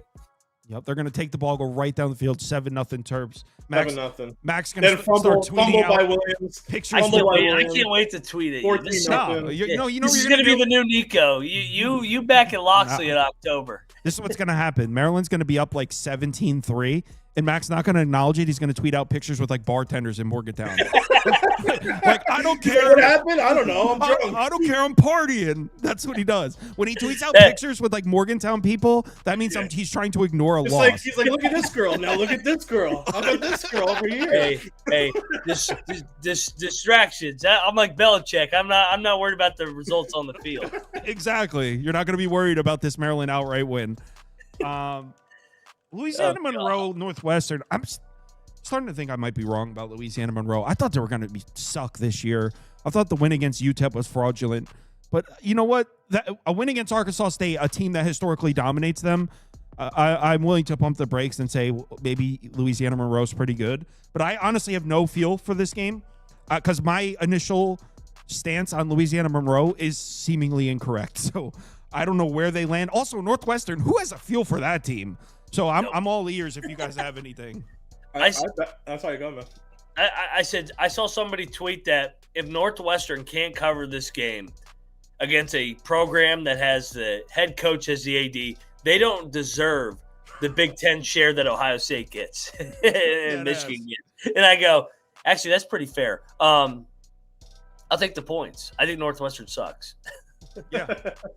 It's hard to argue with that, honestly. Yeah, I think they suck. I no strong conviction here, no bet for me, but I'll take for the show. Give me the points. Give me those Warhawks. Let's go. Copy and paste. I'll put the points. I don't think Louisiana Monroe's good, but again, they're coming off back-to-back games with wins that I thought they'd lose. So maybe they're better than I thought. They've got a new head coach there, and they did pretty well last year. So I think vibes are high with this program. I think they have some confidence. So I don't know, though. Truly don't know. Scoop? Yeah, if there's one thing you should trust with your money, it's laying double digits with Northwestern. That always works out. No, I actually did bet this game. I bet the under. I don't know. It doesn't matter. It's so low. I mean, I grabbed it at 43.5. UL Monroe, besides that Alabama game, they have great defense. Kind of a continuation of last year. And offensively, they're actually one of the better Sun Belt teams. But Northwestern's pass defense has been great so far. They're going to Oregon, giving up only 34 isn't that bad. Holding Tulane to 23 isn't that bad. Both away games. This game, they're home on that beautiful lake. Vibes are high from that UCLA win. Another game that was 31 points total. And then UL Monroe has the slowest pace in all of college football. And Northwestern is 124th. I mean, both teams run the clock. They don't move the ball well, which is Northwestern's specialty. They never move the ball well. So, yeah, I just look for stops all game. I can't trust either offense moving the ball well here. Plus, it's windy. It's 25-mile-per-hour gusts on that lake right now with already mediocre quarterbacks. So, yeah, I love the under in this one. Definitely bet it, 42.5. Yo, Notre Dame just got hit. It's 21.5 now. Who is betting that? Someone sharper than me, I guess. That offense is good, but goddamn, they got to play defense too. Yeah, that's 50% of the game, and Boise could score. I think the market's wrong on that one, but I've said that before, and it hasn't been a happy ending. Oregon State, App State. I think App State's going to steal this one, and I want to be clear. Oregon State's the better team here. App State's not very good this year, so by no means do I think App State is the better team, and I'm considering taking a -1. Well, I'm not. I didn't bet it, but I was considering betting it. A -1, laying points to a team that I'm openly admitting is better than them. Here's the thing. This is a terrible spot for Oregon State. That was they left it all out on the field against Houston last Friday night. I remember I had the Beavers money line in that. It came down to the wire. Tough loss. But they were 13-point dogs or 14-point dogs, and they came down to the wire. Here's the thing. Now they fly all the way across the country. I don't even think they have a kicker capable of making field goals right now. Their kicker got hurt. So I don't even know if they have a kicker. Dead ass. I'm not joking. I don't even know if they have a kicker, which is important in college football, as you saw, because they had an opportunity to beat Houston if they could make a field goal, which they clearly shown they're incapable of doing. So I don't even know if Oregon State can kick field goals right now. Also, flying across the country, Malik Murphy, dude, him and his receivers, even when he put the ball in the right spot, which was an if, they're dropping the ball. I don't think App State is very good. I just think it's a very favorable spot for them with Oregon State, who's not even a good team, flying. How far is App State from Oregon State? 2,500 miles? Yeah, Corvallis is many, many moons away. Give me App State to steal one, even though I do think Oregon State's a better team.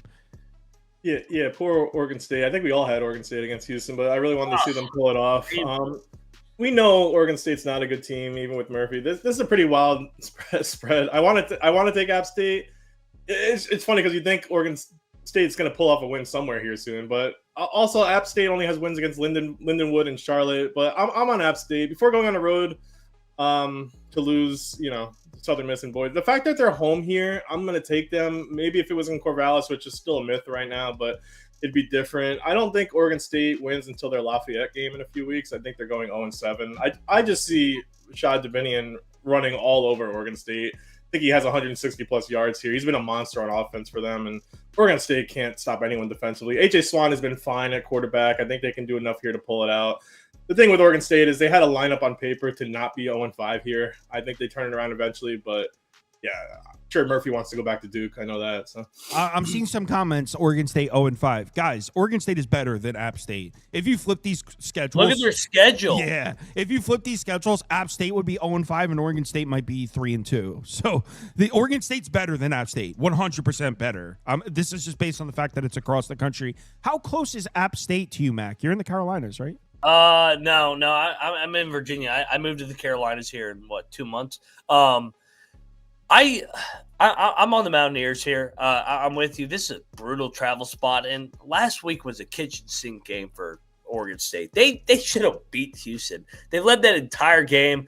Oregon State's gonna go 2-10, and they're gonna beat Wazoo for the Pac-12 championship twice. Pac-12 championship. Let's go. They're not that bad though. Like I know everybody's saying they're 0-5. They've lost to who? Cal, Fresno, Texas Tech, Oregon, and Houston. Who wouldn't be 0-5? Yeah, there'd be a lot of teams that are 0-5 with that schedule. It's been brutal. I mean, that Fresno game, they outgained them by 200 yards. And next year, when they get their Pac-12 back, Pac-8, they'll be back to a good game. That's going to be a fun little conference, though. I know, it is. I know that you guys over there at College Experience love like the tradition, but new traditions are fun, too, sometimes. That could be fun. No, they're not that fun. They become. Hey, let's be real. It's better than what the Pac-2 is right now. I mean, anything's better than that. Hey, I got an idea. Why don't we have Oregon, Washington, USC, UCLA? They should play like in the same league on the West Coast with. And we should call it the Pac-12. I mean, that would be a nice idea. It's going to be 2 conferences in 5 years anyway. So. Oh God, don't say that. Syracuse SMU. To be honest, I didn't really spend too much time on this one. What do you guys think? Lay it. Yeah, poor Syracuse. Without Angeli, this offense is going to fall apart. It sucks because they had something going there. Ricky Collins didn't look good at all against Duke last week, and their defense couldn't get off the field. I think Syracuse defense just won't be able to contain here. There's no way I'm trusting Syracuse with a backup with a defense who just gave up 38 to Duke last week. They just can't contain a run at all. Their pass defense is only slightly better. And then SMU is coming off a bye week with that loss to TCU, and they beat TCU, right? And then by 3. And really, this SMU offense hasn't been the SMU offense of last year yet. I know SMU's against the spread is 0-4 and just a bad defense, but I can't bet Ricky Collins on the road. Not yet anyway. He hasn't shown anything that makes me want to take Syracuse in this spot, so I'm on SMU. Yeah, I'll just put SMU up, but I really don't know. So I'm not even going to spend time scrolling to it for mine. I'll put it up for you guys. So yeah, my pick is SMU also. So let's just move on to the next one. Kevin Jennings is fine, right? I feel like I see him limping. Yeah, they're off a bye week. I know, but he's been like limping the last couple games. I don't know. That's like every game. He's kind of soft. I'm not a soft. Dude, he might really be injured. I mean, maybe he's soft too. I'm just saying he might really be hurt. That does happen. Everybody that limps is soft. Like, dude, he's got a broken ankle. Meanwhile, West Virginia has like half his offense out. Yeah. Oh yeah, we got to get rid of all those guys. They're soft. It's the program. It's just a new coaching overall is what you need. No, we got the right coach. We need some new players though. FIU UConn. I think this is a bounce back game for Jenkins at quarterback. If you don't know who Jenkins is, that's the quarterback for Florida International. And I rewatched the FIU Delaware game the other day. Delaware beat them handedly on the road at FIU. Jenkins threw 2 ugly-ass interceptions early in that game, and there was a point it was like early in the second quarter where Delaware was up 17-7, where I was watching it, and I was like, FIU could be up 14-3 right now. Seriously, Jenkins threw 2 interceptions early in that game that completely changed everything. I think this FIU offense is pretty good, and I think it's being masked by a really bad game that they played. So I think +7 is too many. UConn can't play defense, guys. Their entire defense from last year is gone. They're a strong offense, so I would go over. But if you can get a full flat 7, you got to go FIU here, bouncing back from just a really ugly start to a game, and then they just couldn't get back into it. So I think 7's too many. I would have this one at like 4.5, maybe 4. So FIU +7 or the over is the way I'd go here. Do you guys agree? I agree. I'm going to fade UConn. I loved UConn in the preseason, but I like Willie Simmons. You guys were way too big on UConn in the preseason, dude. Well, their schedule sucks, and that was part of it. And they went 8-4 last year, but I mean they could still go 9-3. I mean their schedule is cupcake city after cupcake city. But I like Willie Simmons in company here. He's a good coach. I think they're chippy. I think this is a tight game here. Scoop, you with us? Yeah. So I've been like a UConn apologist to start the year. But every game has been a 1-score game besides that Central Connecticut game, which is whatever. They blew it against Syracuse, blew it against Delaware, squeaked by Ball State and Buffalo. Kyle said to start the season, he said that UConn could be 2-10 or 10-2. And really, that's actually played out exactly how it went. It could be 1-4 or 5-0. they're just inconsistent right now. One game they put up a ton of points, their defense sucks, and then it's vice versa the next game. They've been a weird team. I'm taking FIU. FIU's been fine. Their defense has been really good. UConn hasn't had a more than a touchdown win so far this season. Every game has been close. They haven't been putting teams away. So UConn should be better than they are, but until they have a complete game, I'm not laying 7. That's the way you phrased it is perfect. When I looked at UConn's schedule, I said this team could be 10-2 or 2-10. Like every single game is losable or winnable. And it's really been like that. It's been like that. Yeah. It's like their losses could be wins, their wins could be losses. Miami of Ohio on the road at Northern Illinois. I think Northern Illinois is one of the worst teams in the MAC. This is not last year's Northern Illinois team. They have surprised me a little bit defensively. They're not quite as bad as I thought they were going to be. This offense is terrible. That being said, I don't think Miami of Ohio's offense is very good either. And if I'm laying 4.5 points on the road, I'm going to need I think we have one of the best quarterbacks in the conference here, Miami of Ohio, and I think he wills his way to a touchdown win. So I'll put up Miami of Ohio, but it's tough to take this offense on the road. It's pretty much DeQuan Finn at quarterback and not surrounded by much there on the offense. But the defense is strong, and I don't think Northern Illinois does anything offensively in this game. So just hopefully DeQuan Finn can make enough plays to win by a touchdown. Might be out again. No, he's not. Well, he was last week. I think this is a blowout. I'm with you. Miami of Ohio has played a hard-ass schedule. I think Northern Illinois sucks. And Northern Illinois last year in the MAC. So I think it's a little bit of a C-note game. I think Miami of Ohio has this one circle to send them off. Hey, you want to leave the MAC? All right, here's a beatdown on the way out. So, yeah, let's go. Chuck Martin and company, hail to the Red Hawks. Oh, so okay. No, it's not confirmed whether he's in or out. Yeah, so two teams opening up their MAC play, both 1-3. Definitely not the same teams as last year. Miami got back on track by beating powerhouse Lindenwood. Yeah, this is going to be an ugly game. Totals at 38.5. I'm on the under still. This should tell you something what to expect here. A good old 20-17 barn burner. Northern Illinois' offense is non-existent. Their defense has been solid. I don't know if DeQuan Finn's playing here. He's a game-time decision. If not, it'll be Henry Hessen playing quarterback for Miami again this game.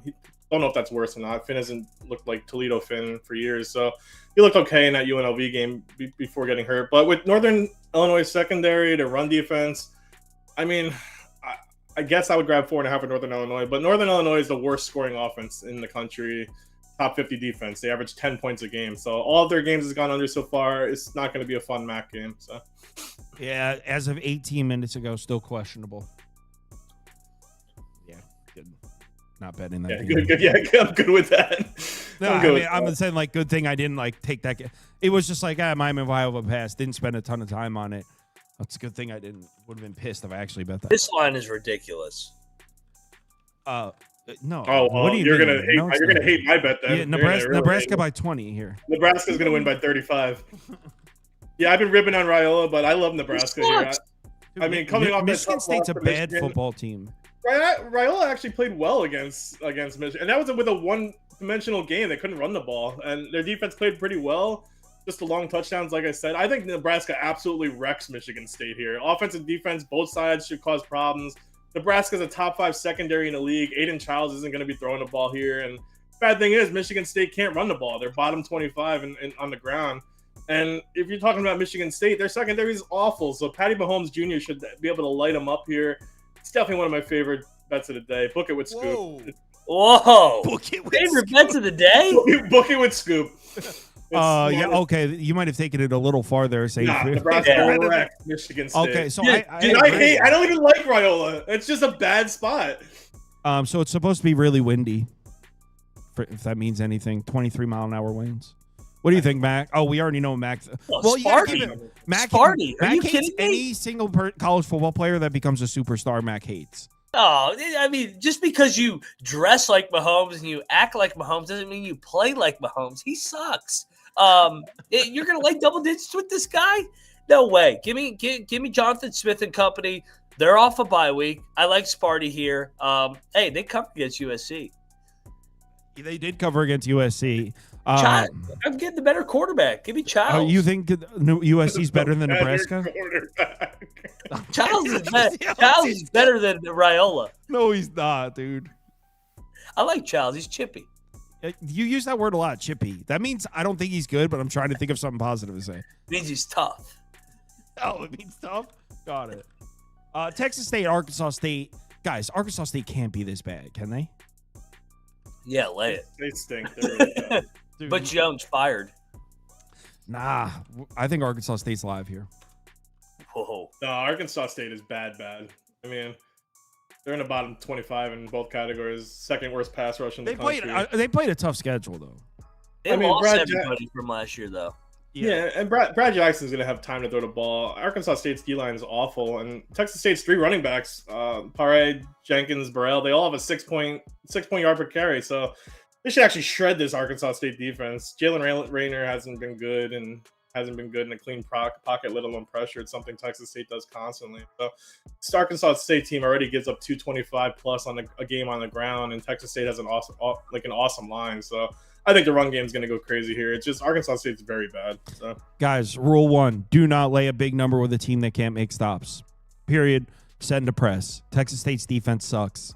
I agree, but Arkansas State doesn't sound like you agree because you're laying 2 Arkansas touchdowns. State's offense sucks. What are they going to do? They got a good quarterback there who hasn't played all that well recently. Yeah, Arkansas Better than State Raiola, plays them down to the obviously. wire. Let's go on to the next one because we're about 3 minutes behind schedule. Next up, blowout. Oh, yeah, Old Dominion. Old Dominion is a playoff, Championship caliber team. Yeah, I think they're just awesome. Dude, we were spot on with our Old Dominion hype before the 100%. season. Old Dominion is gonna rock. They're gonna They're winning. They're going to beat James Madison and win the Sun Belt. They may make the playoff. Dead ass. Yep. They may be the G5 team. If they win out, they're in because they have a top 25 offense in the country. They're awesome offensively. and they didn't almost beat Indiana, but they were competitive at Indiana. They were in the first half. It was like tied in the second. They were up there. Up there. I'm with you. Let's go, Rick. I'm happy for Ricky Ronnie. He's been a good coach for a long time, and everybody shit on him. He's getting his now. Let's go, Ricky Ronnie. Yeah, Old Dominion by 35. Yeah, Coastal's terrible, by the way. That coach sucks.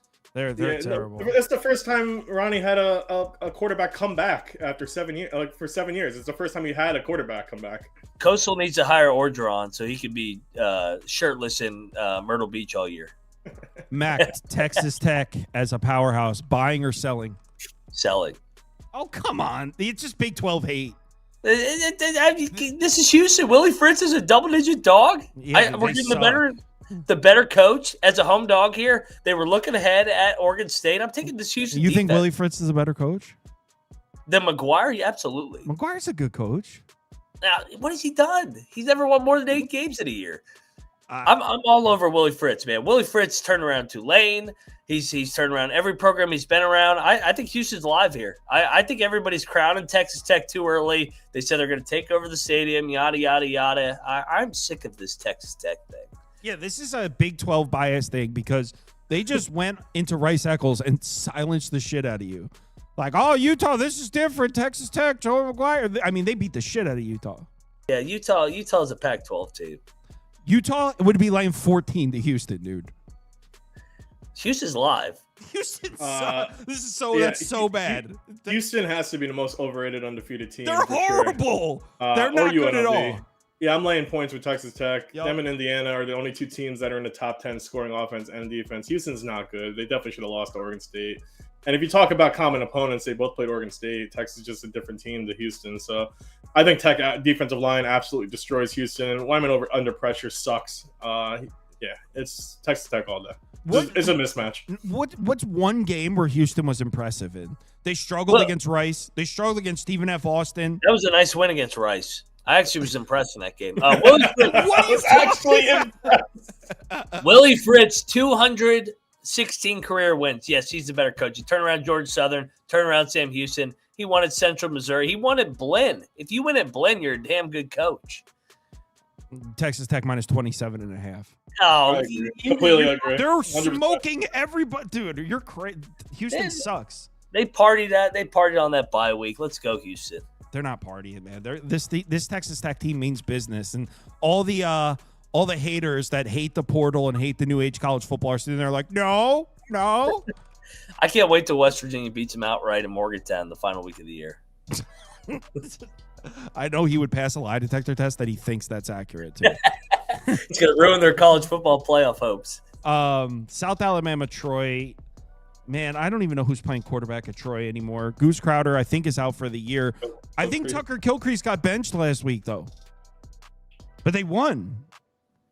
Yeah, I think South Alabama wins this game. Me too. I mean, they should have won last. I mean, they had dumb turnovers, dumb penalties to blow that game last week. They're on a 4-game losing streak, and it's just a bounce back. If it is Kilcrease, he has like a 45% completion percentage. I don't think Troy moves the ball at all here.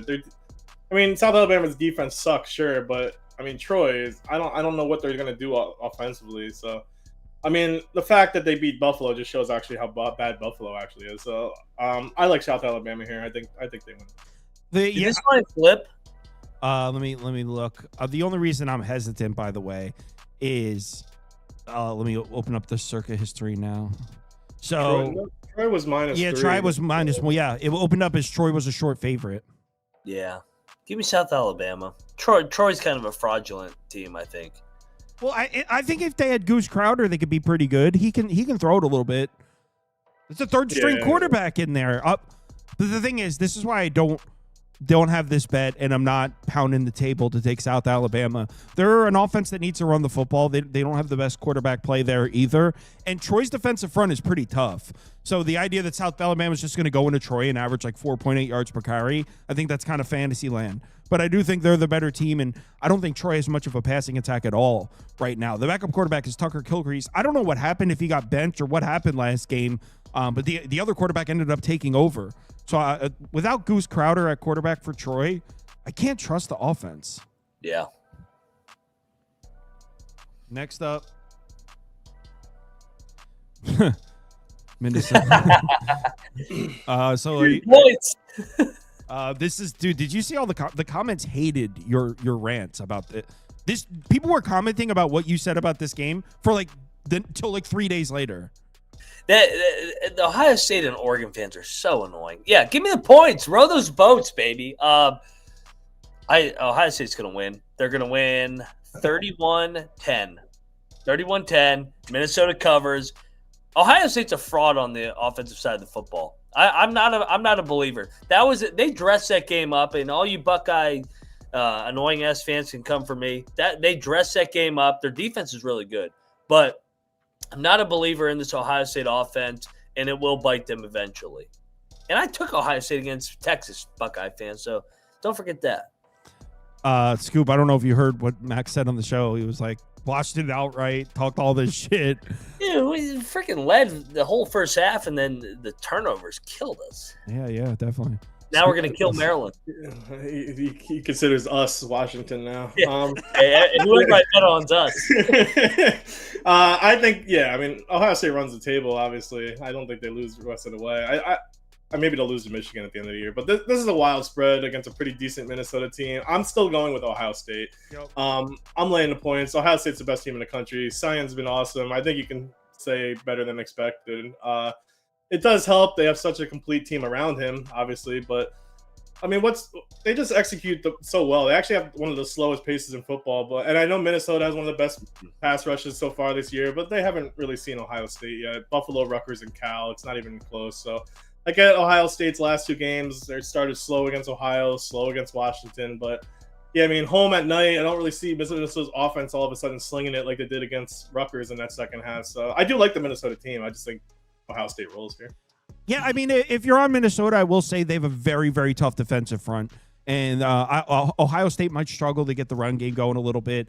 But I don't trust the corners there at Minnesota. Their star edge rushers from last year are gone. So there should be opportunities for Sane to make throws. But really, my bet on Ohio State, I didn't bet it, but my pick on Ohio State is based on the other side of the ball. Man, I don't think Drake Lindsey is very good. I don't really trust the Minnesota offense, especially on the road in Columbus. I think Minnesota might be held to under 7 points in this game. So, yeah, I think Ohio State covers, but I wouldn't be surprised if Minnesota's defense actually is able to generate some stops, kind of like how Washington did last week. Knowles are winning this. Absolutely. Right? Cristobal is going to Cristobal in a big game. Yep. Agree completely. And I didn't bet it yet. You have my word, everyone. I'm going to bet this. I just haven't yet. I think Florida State wins. And I think that Miami's body of work doesn't look all that impressive looking back now. Like, okay, it remember after the opener, we were like, oh, Carson Beck piecing up this Notre Dame defense.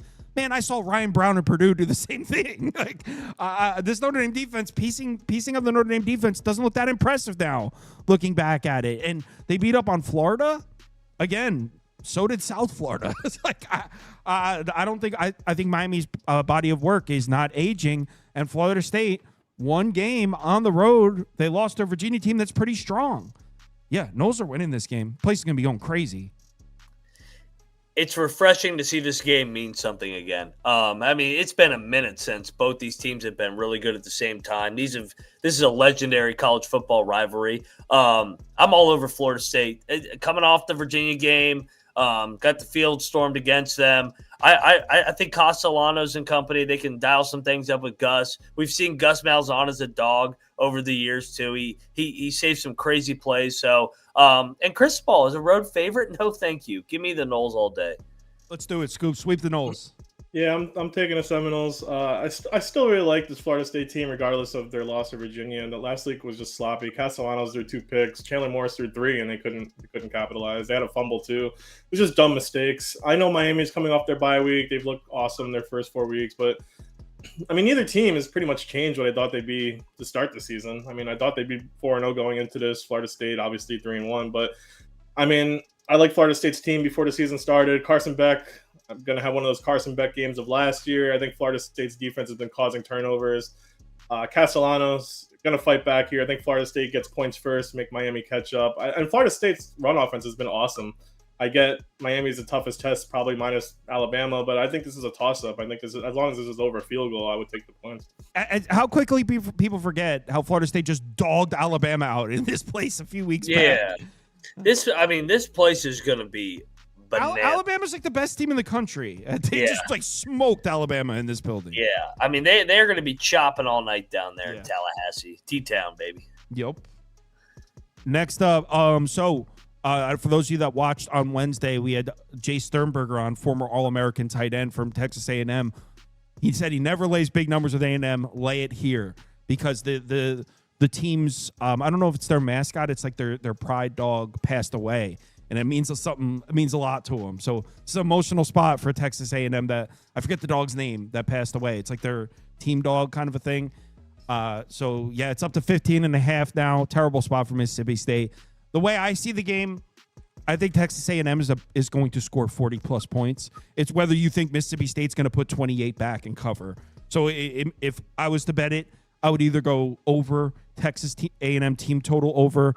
But for the show, I will at 15.5 now. It's tough. What do you think, Mac?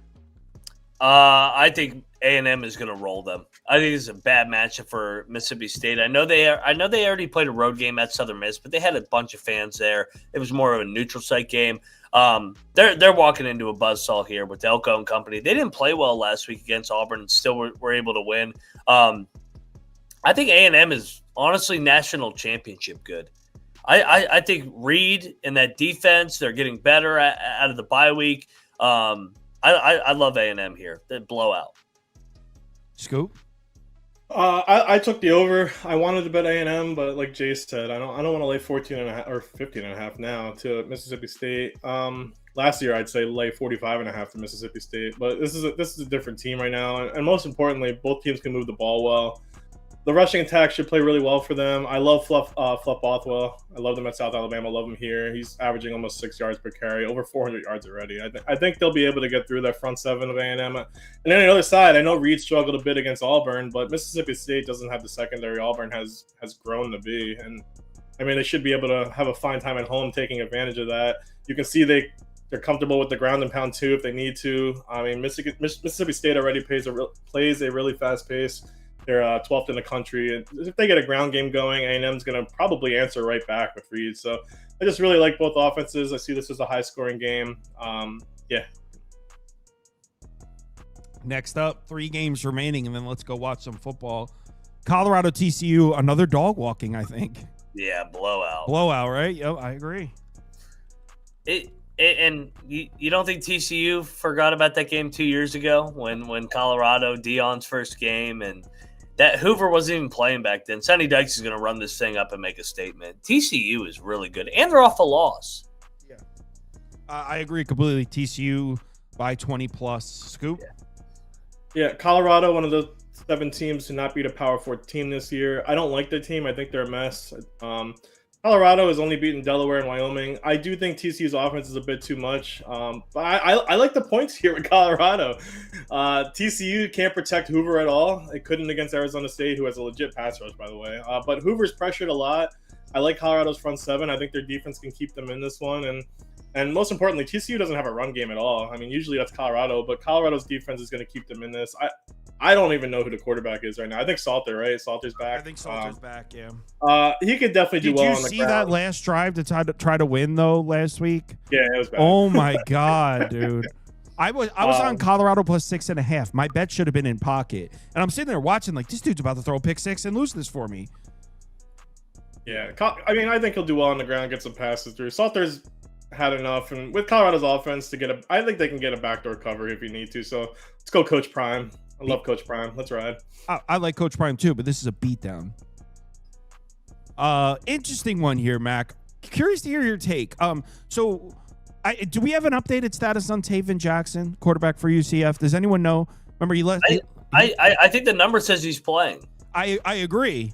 Yeah, if he's I like playing, UCF. Me too. If he's playing, I feel like UCF can score points on Kansas. Exactly, and that's a hard place to play it, man. They're able to move the ball down there. Scott Frost, for whatever reason, he's electric down there. I mean, what's he? 16-1 in his last 17 games as a UCF coach. It's crazy. And Kansas is a little bit fraudulent. I know they got right against my Mountaineers, but that defense is leaking right now. Cincinnati put up 40. Missouri put up 40. Give me the Knights there. I can't lay points with Kansas at the bounce house. Yeah, I agree. I'm going to do a Twitter search to make sure Taven Jackson's playing. So he got banged up last week in the Kansas State game. Yeah. The number came down from 5.5 to 4. Yeah. That told me that he's playing. UCF sucks. I'm taking Kansas. I'm not buying UCF's hype. I thought UCF would have 4 wins before the season started. They played 4 bad teams so far, including Kansas State. Kansas is is better than Kansas. Kansas State has the talent, not so much the offense or a quarterback. Kansas has the quarterback. They're going to shred this UCF defense in the bounce house. Kansas' defense, I agree, is terrible, but UCF's offense isn't going to put up 600 yards of offense like Cincy did against Kansas. Kansas had 597 yards and lost that game. And so far, they had 31, 41, 34 points their last 3 games. And this same UCF defense had issues against, Kansas State's offense, which I would not be surprised with a 40 spot from Kansas. I know UCF plays well at home, and Taven Jackson has been okay, but it's also against the easy. It's also like the easier offenses Kansas has faced, kind of like West Virginia. So, just want to take West Virginia's shots. They're slightly better than West Virginia. So I just see this as a Kansas offensive game more than anything else. You better watch out, UCF. Yeah, this is so it looks like Taven Jackson was removed from the injury report the other day. So it looks like he's good to go. And if Scott Frost, he's what 16-1 in his last 17 games as head coach at UCF. His one loss, they were down to the 3rd string quarterback in the game. Guys, the only game that he lost with this team, they were down to the 3rd string quarterback. And that was on the road in Manhattan. They're in the bounce house. I'm going to bet that. I think they win outright. I think they win outright, too. They'll be in a money line. I don't think Kansas is good, and I especially don't trust them as much on the road. Yeah. Last game up, I bet this one. I'm on Duke. This one got up to 3.5. They got bet back down. So there are Cal buyers at a field goal or higher, but I am on Duke at 2. You're on Cal? Dude, Sagapoltelli's not good. Oh, come on. Time out. Didn't you just go on your rant about you can't bet against a team going out to the other coast and all that? And come on, Cal outright. That was in the Big Ten, not the ACC. Oh, it doesn't apply to the ACC. Yeah, it doesn't apply to the ACC. How long's Cal been in the ACC? His 2nd year, man. Cal's beating Duke. I'm not a believer. Oh my God, this is the 2nd year. For some reason, I thought they've been there for like 3 or 4 years now. No, it's only the 2nd year. Cal's not it. Cal got a nice win at Boston College. They righted the ship. That San Diego State game, which we took San Diego State, was a crazy game with all those turnovers. Cal's going to win this game outright. and Cal's going to stay in the mix in the ACC. I'm disappointed you didn't put Nevada on the schedule. I did. I just said that yesterday. I bet Nevada. I know. You know, Scoop and I are taking Jeff Choate. In the Choate. Your guys' obsession with Choate. So when I was talking about with the don't travel coast to coast thing, that was a Big Ten trend. Does that exist in the ACC? I don't think it does. Yeah, ask Boston College how they did out west at Stanford 2 weeks ago. Just because it happened once, it happens repeatedly in the Big Ten. Duke's really strong. Yeah, I mean, I like Cal here at home. Duke traveling West Coast. Late start, 10:30. Cal was impressive against Boston College. Didn't think they would go in there and win the game. Sagapatelli's been great. I don't know. Cal is 4-1, which is better than what people thought with a freshman quarterback. I think Duke has been just so inconsistent defensively. And when they do well, they make some dumb mistakes. They cleaned it up against NC State, and then Syracuse was just disgusting from the orange. I mean, Duke's been hot, but Cal's finding a groove too. That San Diego State, like Max said, that was not. But they bounced back huge. They have a defense that could stop Duke's offense. I think Cal has a better defense. No, they don't. Cal has a better defense than NC State and Syracuse. They have a good defensive front. They can't defend the pass. So far, they're undefeated at home. It's a good home environment right now. Let's go Bears. Get these Dukies out of here. It starts at 11 o'clock their local time. Okay, what is that past their bedtime? Duke's tired. Duke's going to be tired. Oh, they're going to be tired? They're freaking college kids. They're Dukies. Oh they're private school. It's soft. Yeah, it's soft. They're a basketball school. Get out of here. All right, everyone. Let's go watch some college football. See you guys all in the morning to talk some NFL. Hopefully, I had a good Saturday last weekend, so hopefully we have another one. Make sure you follow these guys on Twitter, Moneyline Mac and Scoop. Both their names are on the screen. Make sure you check out the College Experience. That's Mac's show over there with Colby. They're live 5-6 nights a week, so make sure you check them out. Let's have a good one, guys. Bet responsibly today.